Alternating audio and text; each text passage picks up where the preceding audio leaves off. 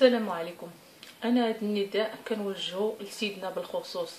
راني قبل من هذا النداء هذا وجهت نداءات جوج، وكنتمنى من المسؤولين ومن المعنيين بالامر ومن سيدنا الله ينصرو يتحرك، لان انا كان بعدا نعرفكم بنفسي. انا موظفه في اوتيل اتلانتيك بالاس 5 ايطوال اللي كاين في اكادير.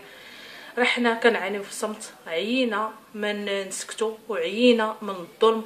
واش عباد الله دولة الحق والقانون ما يمكن ليناش نهضروا على حقنا؟ حق بسيطه عباد الله، ماشي كنطلبوا حنا بحتى شي حاجه ما كايناش، كنطلبوا بحقنا يا عباد الله، ما كاينش اللي يعطيه لينا وما يمكن ليناش اصلا نطلبوه. لان الا مشيتي حتى هضرتي او لا بغيتي تهضر على شي حاجه تيوقفوك عند الباب تيقول لك سمح لينا حتى نبغوك ونعيطوا لك.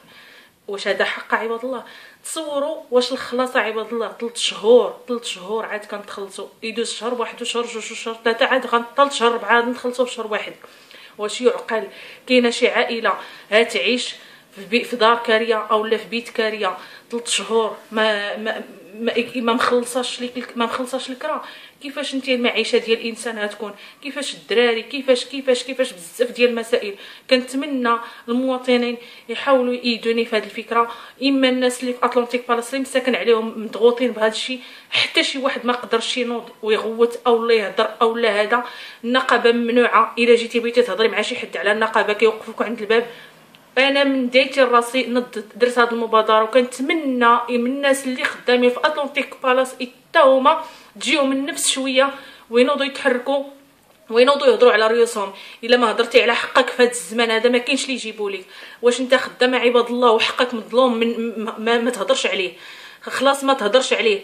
تامين عباد الله، واش عباد الله لاسورونس كيقطعوا عليك 4000 6000 ما كتستافد من حتى شي 10 دراهم ديال الدواء؟ واش احنا عباد الله عيينا ما ندفعوا لهم في السيرتيفيكات ديال الدواء؟ حتى شي حاجه ما كنستافدوها.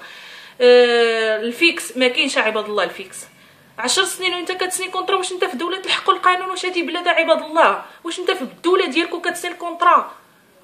ايوا اللي في برا كتمشي لبرا يا عباد الله، الغربه تتمشي لبرا في اي دوله اوروبيه ولا اجنبيه كتخدم عام كيفيكسيو.